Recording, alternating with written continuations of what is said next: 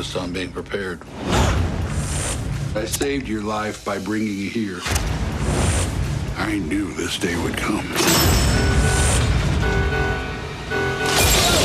It's not safe out there. Something's coming.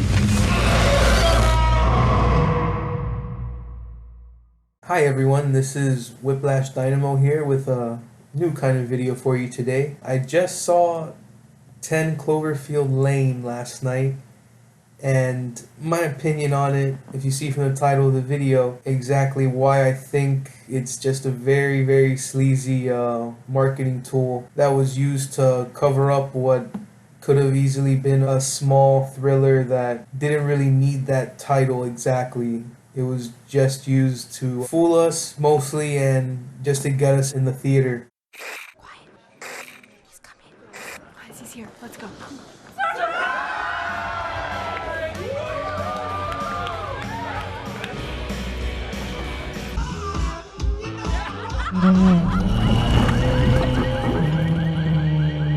was that noise? I remember way back in 2007, I believe it was, when the first trailer for Cloverfield came out, and it caused a real big mass buzz all over the internet, especially in the film community. I remember the anticipation for that and saw the movie and was very happy with it. I wasn't one of the people that said, oh, you know, I hated the found footage look of it. I really liked that feel. I thought it really served the story well, and it really sold the movie well also with the monster action. What is it? Is it coming this way? I saw it. It's alive. It's huge. Coming into this one, I obviously had high expectations.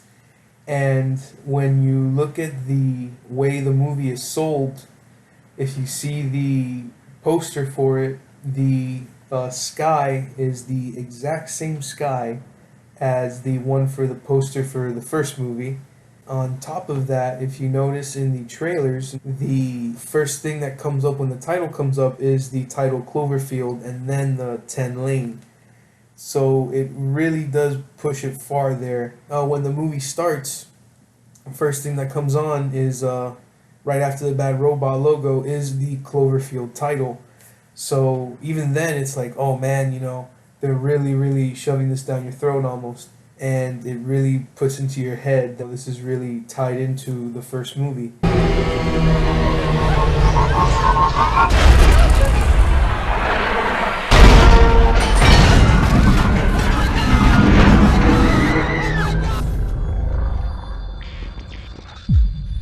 If you want to talk about how the movie was, I would say it was very, very good. Up until maybe the last 10 minutes, I guess. Once you find out that it's not what you think it is out there. Very well acted, very well structured, very tense. The pacing was very well done.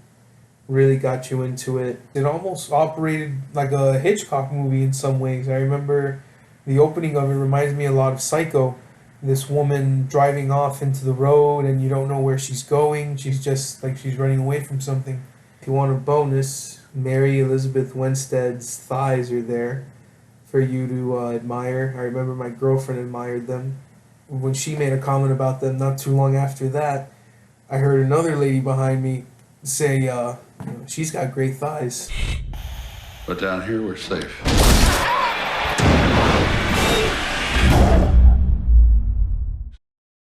I have to go into spoiler territory now here. Once she gets outside the bunker and she finds out that the air is actually breathable and that John Goodman has been lying about it the whole time, his character Howard, she takes off her homemade gas mask. When the bunker explodes from the air filtration system in the fire, all of a sudden this thing that it looks like something out of District 9 or something like that comes in.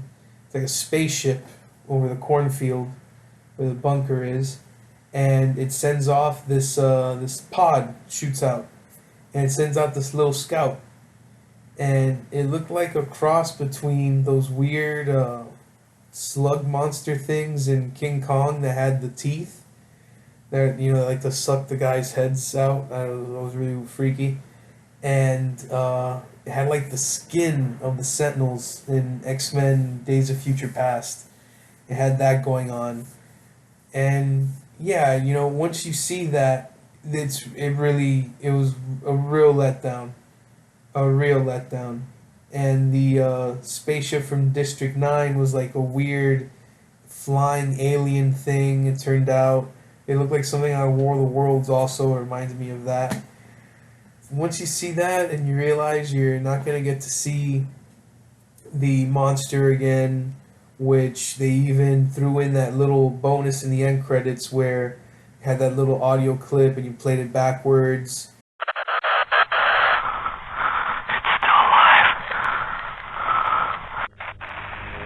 They didn't follow up on that at all. And that's why, for me, this movie was a real letdown, a real disappointment.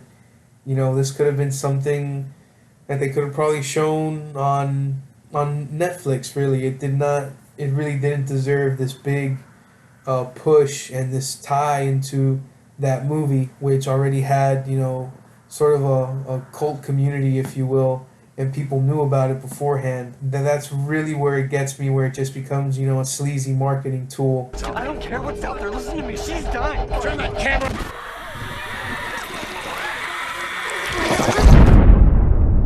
What I really wanted to see was somehow maybe the Howard character had the tape from the first movie. My name is Robert Hawkins. Approximately 7 hours ago, something attacked the city. You found this. If you're watching this, then you know more about it than I do. Somehow he owned that. And if you want to get into Howard, I remember he said that he worked on Navy satellites, and if you know anything about the first movie, it's a satellite that crashes down into the ocean that awakens the Cloverfield monster. And it would have been really cool to see maybe he was attached to that somehow. Maybe he was the one that was responsible for the satellite crash. Who knows how far they would have gone into that. The other thing, obviously, that we were all probably waiting for was the monster itself to appear. I know I was when I was in the theater and she finally got out of the bunker. I was hoping, you know, to see one, maybe one that looked a little bit different. Maybe it's so far gone that, you know, there have been monsters popping up all over the country, and this one is there. And I also wanted to see the little guys, those weird creepy ones that were in the subway. I really wanted to see those again. The scene where the woman goes up to the door. No! Don't open that door! There's a woman. She's in the door. Help her! No one can! Open the door! She's begging me. Do not let her in! And it looks like she's been infected. I really thought it would have been cool if maybe she was infected by those things, and I thought that would have been crazy.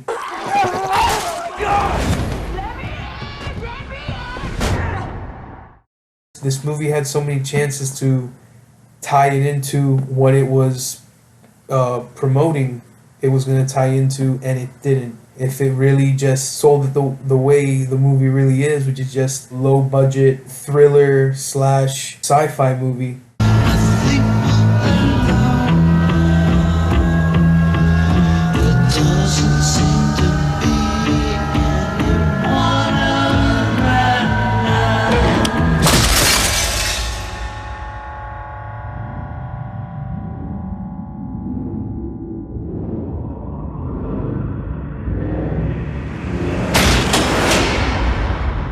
I hope you enjoyed this video. If you want me to make more like these, I definitely will. And I also want to take a chance to just thank all of you out there for your tremendous support, all my subscribers, all the people who continue to comment and stay in touch with me about my videos. I really appreciate it.